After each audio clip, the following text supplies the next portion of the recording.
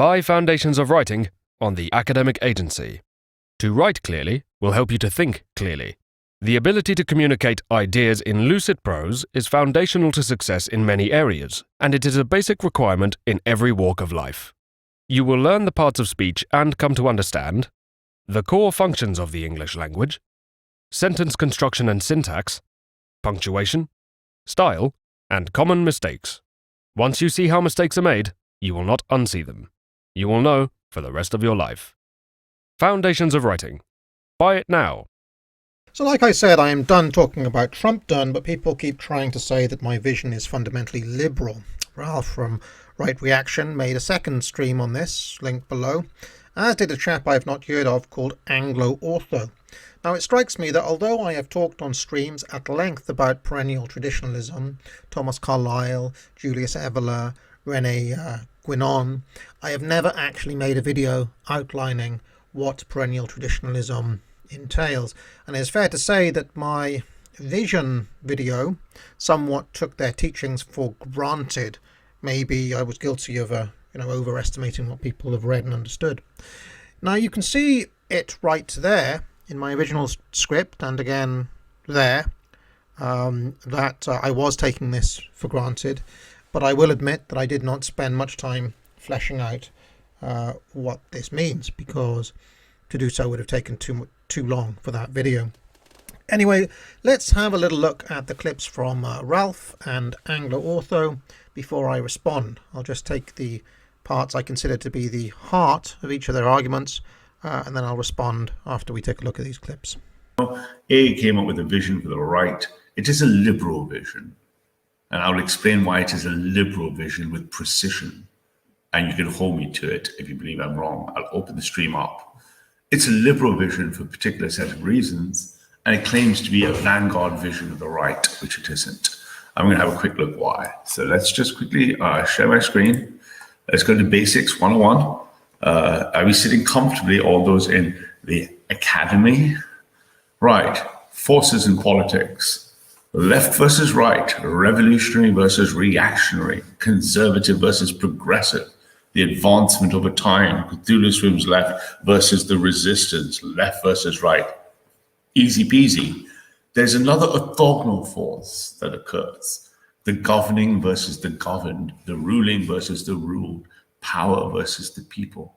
These four forces have been in tension, and they have gone through punctuation points, which the NRX can easily demonstrate effortlessly.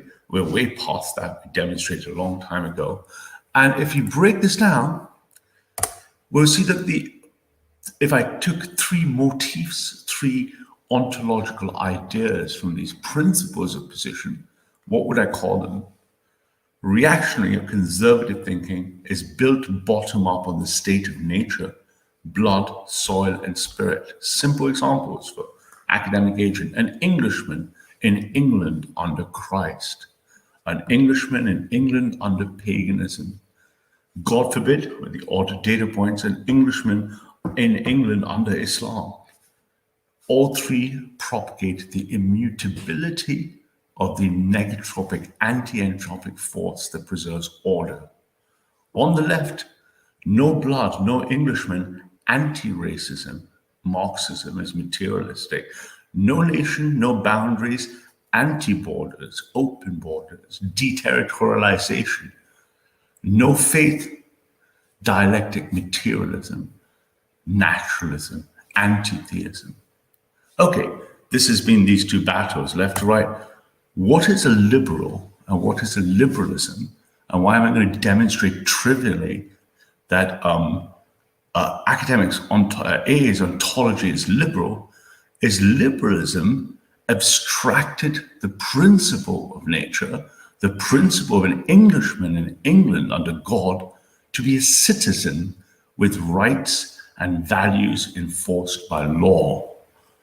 The man, his flesh, his land, his spirit, England, was abstracted into an English citizen in country number 17B under the codification of precedent law.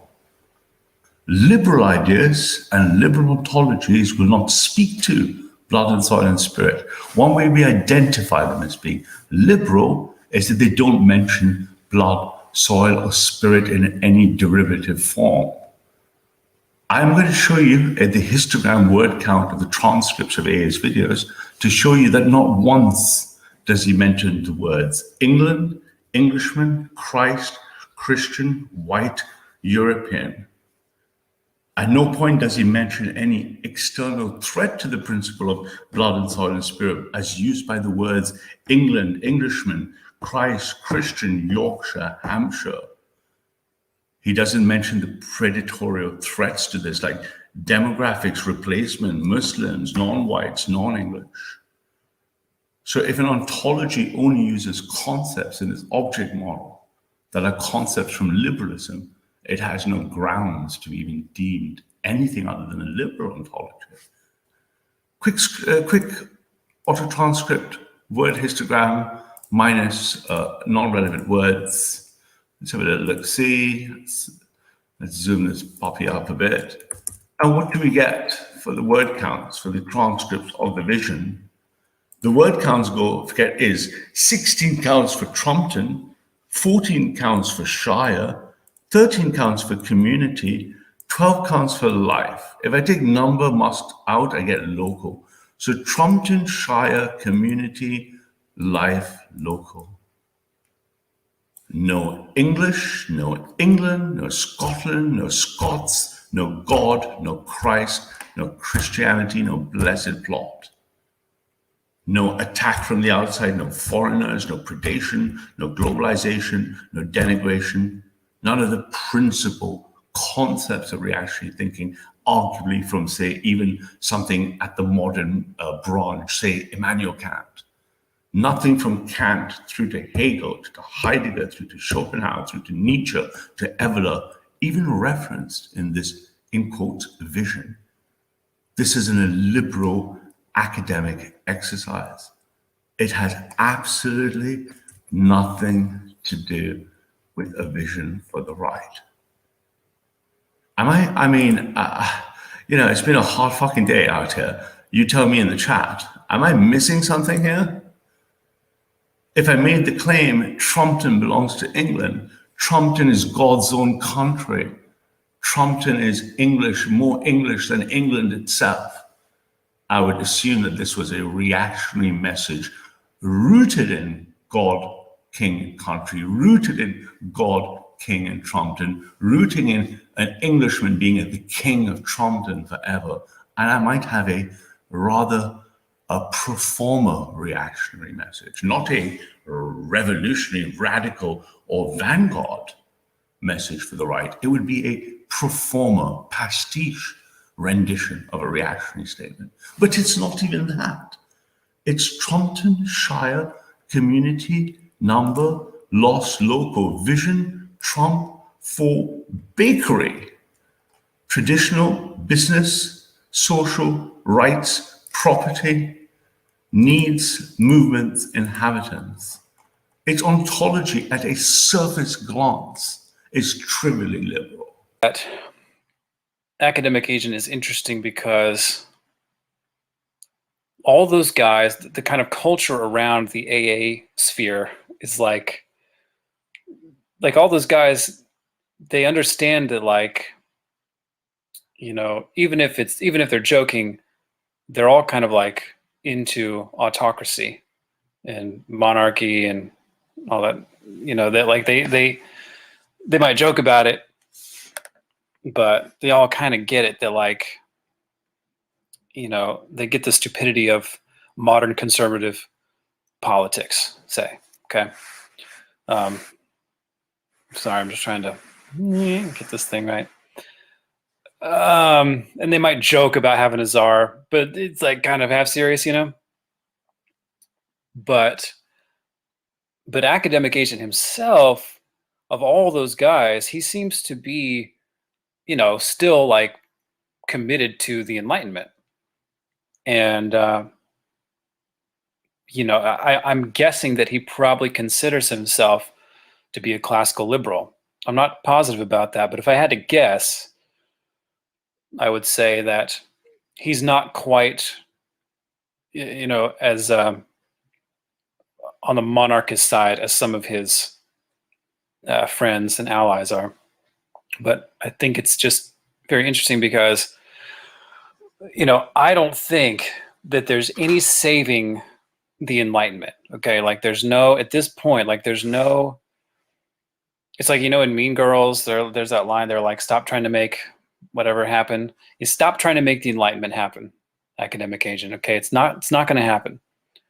I mean, it literally is like if you keep backing up to the Enlightenment and trying to run something forward, you get all these downstream problems of retardation. So I thought this video was like a great example of some of that. So in this video, he's addressing a common critique that he gets, and that all the AA sphere guys get. Is there another name for that? The AA sphere? Anyways, the critique is, you spend a lot of time addressing the problem and diagnosing modernity, but you don't offer any alternative. You don't offer any viable solution. Okay. So Academic Agent made this video to do that, ostensibly to say, okay, well, here's the alternative. Now, first of all, right off the bat, before we even look at the specifics of this video, I'm going to say that the whole project is doomed. And the reason why is that, I hear this all the time too. Like, what's the alternative? Like, oh, the problem with the right is that we don't have any, we've got to invent a new alternative to this liberal world that we're trapped in. And I say, no, that's stupid. We don't have to invent an alternative. Inventing a new worldview, that's a liberal project. Like, that's just, you're wrapping yourself up in the same stupid mentality. No, we just have to go back to reality. Okay? We don't have to reinvent the wheel. We have to go back to what's always worked for healthy human societies, which is basically, like what the Russians always advocated as orthodoxy, autocracy, and nationalism. Basically, a nation, a sovereign nation with an autocratic governance that is all upheld and dedicated to, a state religion, a religion that is common and that undergirds and gives purpose and direction to everything. Now, the fundamental problem here is the one that Guinon and Evola also faced. Perennial traditionalism is universal, while Ralph and Anglo-Ortho are both outlining very particularist visions of tradition in their respective videos. I actually made a video about particularism versus universalism before here, and again I'll link that in the show notes. As you'll see if you watch that, I believe that particularism has significant competitive advantage over universalism in the long run. However, I wanted a vision for the whole right, not just Englishmen or Americans or Christians or pagans. People from all over the world watch this channel, and traditionalists from all over the world have a problem with the globo homo, regardless of where they come from. In fact, Morgoth spoke to some of the problems with getting caught up on particular denominations in a recent video. And again, I'll link this in the show notes. Let's hear what he has to say. But the problem is that's how we got here in the first place. We got to this point because of that kind of reductionist objective standing. So this is when you see people trying to present the facts and the data, to trying to be reasonable about it, and it doesn't work. So what they should really be doing, in my view, is going down the side of putting a value on the world, which is much more religious. And this is why I think that there's going to be a return to religion, because I just don't see anything about the normal standard liberalistic mindset which can survive in a civilization which is going to go through what we are facing now. And so when I see like, and this is obviously, again, this has been on my mind a lot. Like, what is it that you're bringing to the fight?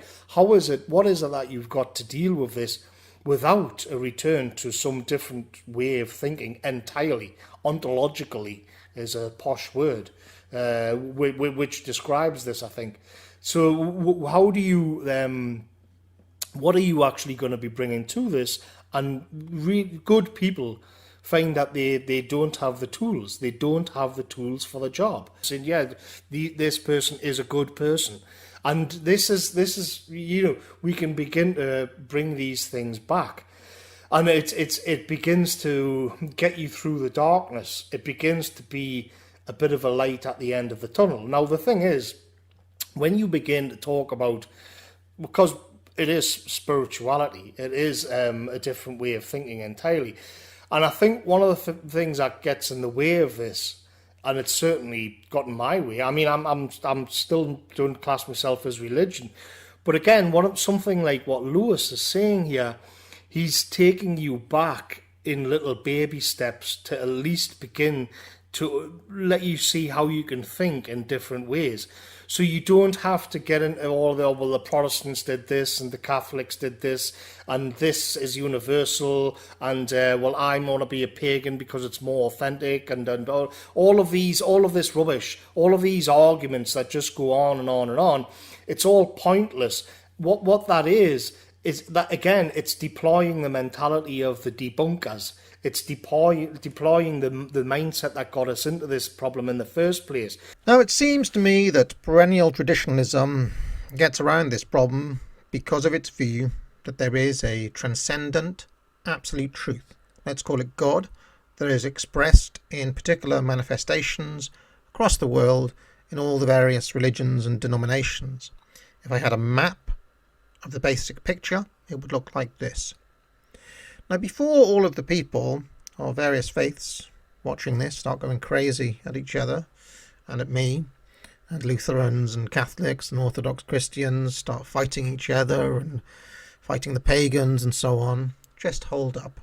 First, no one in their right mind is going to call Carlyle or Evola or Guénon liberal thinkers. They are, especially Evola, just about some of the least liberal thinkers that you can think of. The fact that they sought to distill capital T tradition down to its essence based on what was common across cultures at the spiritual, esoteric and symbolic levels does not mean that their project was liberal, or that they sought world peace, or that they tried to deny each locality and each particular tradition its particular manifestations.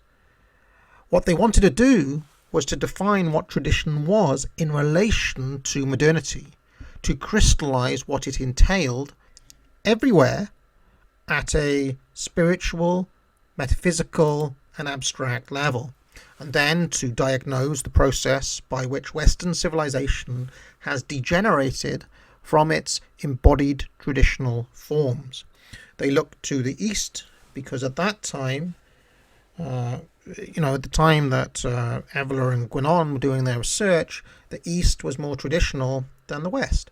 And even though there were obvious differences obvious to absolutely everybody, they might still learn about more about what animates traditional people by looking outside the West to where such people were still enduring at that time.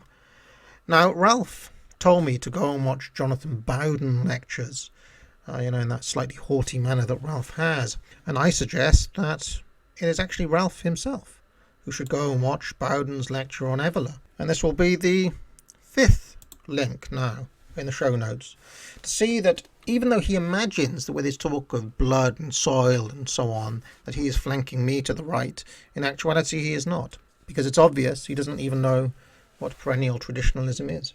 Perhaps more time reading the books I mention and less time doing basic n-gram lexical analysis on my scripts might prevent you from making such errors in the future. And while we're talking about errors, Ralph was so bold to try to correct my logic at one point. He accused me of making the 4-term fallacy because I had listed, the 4 freedoms of the EU.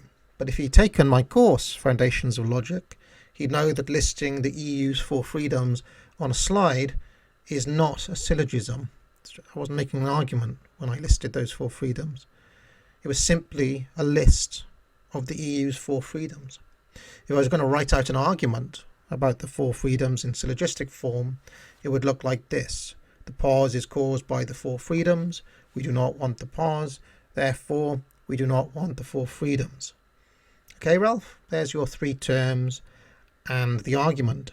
Notably, an argument you did not in any way try to engage with. Now, what is that argument? Let's flesh it out a little bit.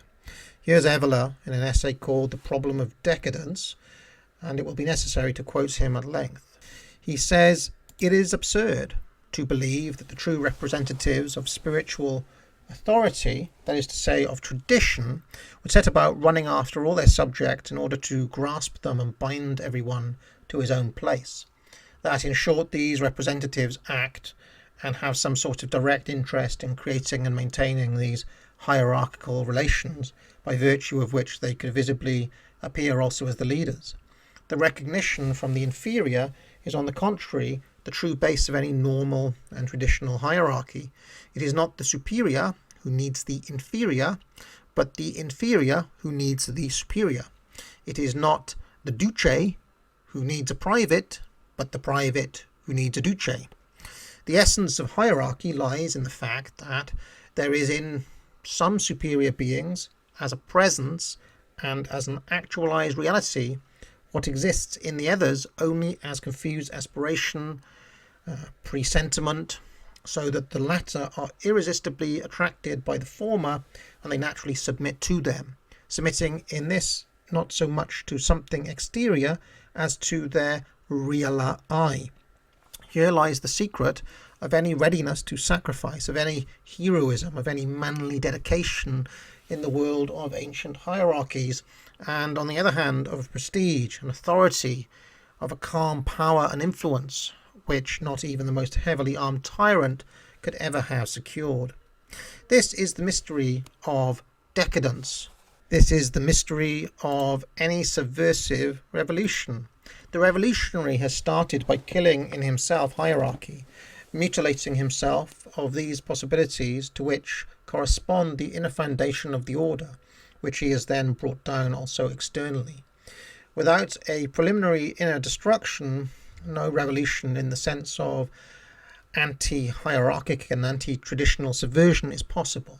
And since this preliminary stage escapes superficial observation, the one who, with an obtuse short-sightedness, can only see and appreciate the facts, has to get accustomed to considering revolutions as a rational phenomena, and even to justify them by referring to materialist and social factors, which in any normal civilization only ever had, contrarily to this view, an absolutely secondary and subordinated function.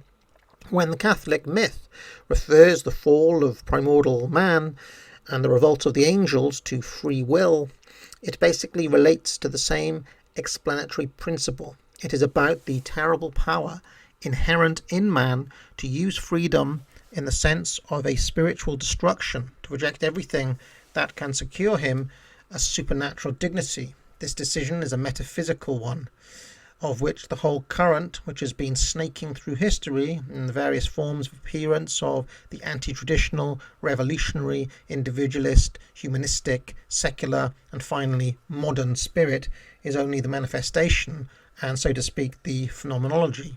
This decision is the sole active and determining cause in the mystery of decadence, of the destruction of tradition. To acknowledge this also means to see under a different light not only the problem of decadence, but also that of the possibility in general of any subversive revolution.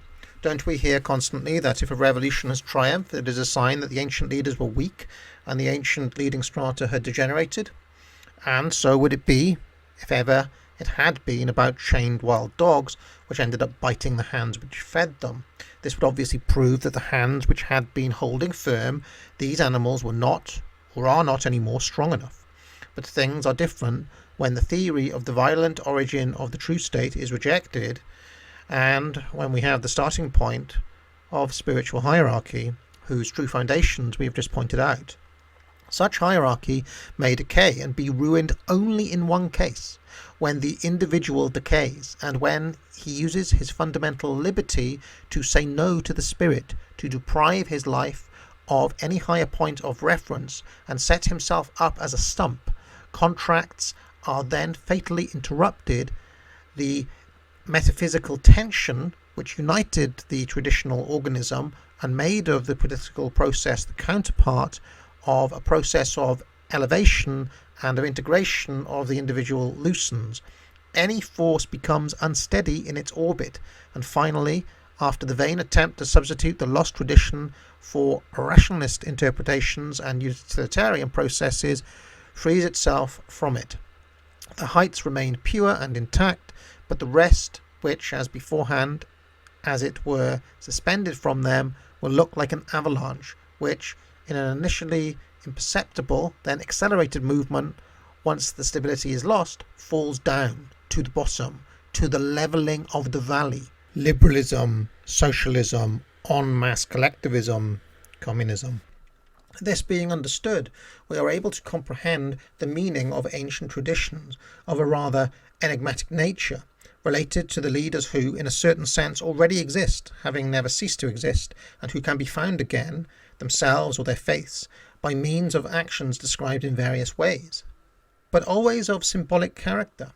In fact, their search is equivalent to a reintegration, a creation of a certain attitude whose virtue is similar to the essential qualities by which a given metal suddenly feels the magnet, discovers the magnet, and orientates and irresistibly moves towards the magnet. We will limit ourselves to this remark, which anyone who wishes to can easily develop. To deal in detail with this order of ideas and to explain the myths to which we have just alluded and that come from the oldest Indo-European antiquity would lead us too far. We may get back on another occasion to the mystery of decadence, of the magic able to bring back again the collapsed and unleashed mass, more than to temporary forms of order, to the unchanging peaks still suspended, invisible in the heights. All right, so there's a lot to unpack here, but note that Evola, as Carlyle did, sees liberalism, which is to say free market capitalism, in the 19th century tradition as a prerequisite of subsequent degradations and what he calls the levelling process, which then degenerates into socialism, en masse collectivism, and finally communism. This is a downward spiral. A necessary step, we should say, is democracy. Now, I have outlined elsewhere recently why liberalism, which is to say rule by merchant elites, will always tend to favour democracy. Liberalism is also a precondition for technological progress, which it seems that Ralph and almost everybody else seems to have forgotten. We can see by looking at the Great Divergence that liberalism facilitated the explosion in prosperity and technology after 1750. In Britain first, then everywhere else. Why? Because production processes became more capitalistic and roundabout. The length of the production process lengthened, which required capital investment. This saves time, which frees up labour, which increases the division of labour and facilitates yet more economic growth. Ralph attempted to try to paint technological progress as somehow being part of English tradition because it was the English who invented so many technologies. But these, Ralph, were the inventions of liberalism, afforded by liberalism, because capitalism and technological progress are the engine rooms of liberalism. You can't harness them to be against themselves. Entropy and levelling down is part of their very character. If you give 60 million plebs the option to watch porn, eat McDonald's and so on, they are always going to do that en masse. Always. Individuals en masse will choose the paths of least resistance. If a homeowner is given the freedom to sell to the highest bidder, he's not going to worry about if that bidder is an outsider from Pakistan or Israel or anywhere else. He's just going to take the money. Individuals thinking about their own separate interests aren't going to think about the community's interests. This much is obvious. It is in the interests of Bill Gates to buy up half the farmland in America. It's not in yours. If the option is there, scrupulous individuals can and will take it. Always. so sometimes the option must be taken away. It's also worth dwelling on the fact that because liberalism produces this prosperity and boom in technology, it also produces a population boom, which then starts presenting its own problems of mass and scale. And if you go back and watch all of my old videos on James Burnham and managerialism and the elite theory, a lot of the problems of managerialism are problems of mass and scale. And as we have seen, as markets become more and more mature, and as they start to crystallize into monopolies and duopolies run by very, very big corporations, then technology as a kind of centralizing, when it's technology of mass and scale as opposed to small scale improvements at a local level, but big improvements which require economies of scale, require very, very complex processes. When you start to get that, you get this centralizing convergence. This is something that Uncle Ted talks about, I think very convincingly, and this is a problem. And now we're watching the technologies of the world start to converge and form this giant global cage. People are talking about social credit systems coming in, afforded by digital currency and digitized, centralized digital IDs.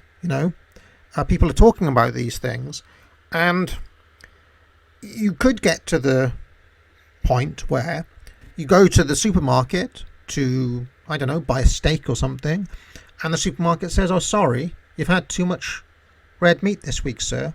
It's bad for the environment." Or, "Sorry, we're not going to serve you at all because you haven't been vaccinated." Or, "Sorry, we're not going to serve you at all. You've got the wrong sorts of views." And that's a problem of mass and scale. You don't get that issue when it's an economy of, individual bakers and butchers and so on, as in the sorts of scenarios we've been thinking about.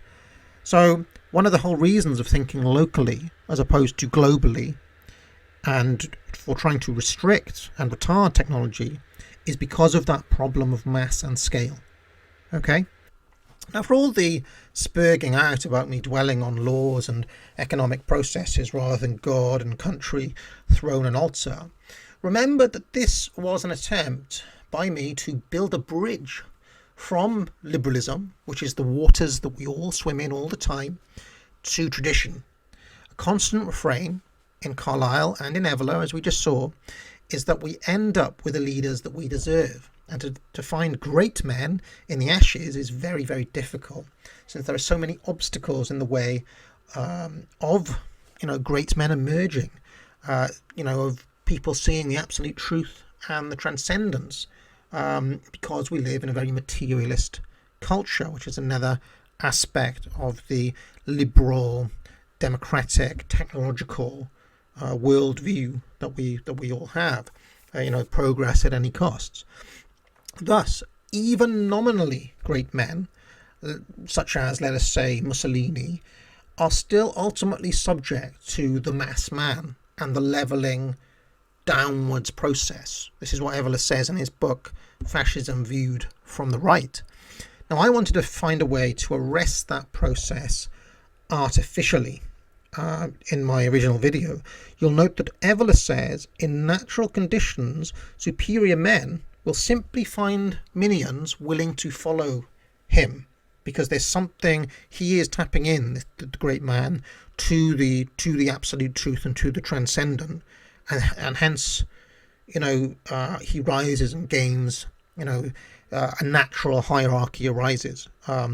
Carlyle, in his book on heroes, gives examples like Cromwell and Muhammad as being two such men. Okay, superior men are born to lead and therefore rise as prophets or kings. But the ashes, as we know, strangles superior men, and the pause does all it can to emasculate them. Okay, Thus, conditions for tradition in such circumstances must be induced artificially. Spaces must be induced from the top down to allow for such a man to be born at all. Okay, I hope you can understand my thinking there. So anyway, I hope that explains a little bit more what I mean by capital T tradition. Obviously, this is a short video, and I can't lay out dozens of books in this scope of time. But this is what I'm talking about when I'm talking about tradition, and the reasoning behind why I laid things out as the way I did. Okay? Anyway, till next time, everyone. See you in the comments. Now available at the Academic Agency. Sharpen your analytical mind and your argumentation skills with Foundations of Logic. The course draws on the ancient wisdom of traditional logic that students learned for over 2,000 years, from the time of Aristotle through to the medieval schoolmen, right down to the 20th century. Sign up now for a free preview lecture. Be sure to like this video and subscribe, and if you really like my content, maybe consider joining the channel or donating, or maybe even buy a mug. I am grateful for all of your support. Now get out.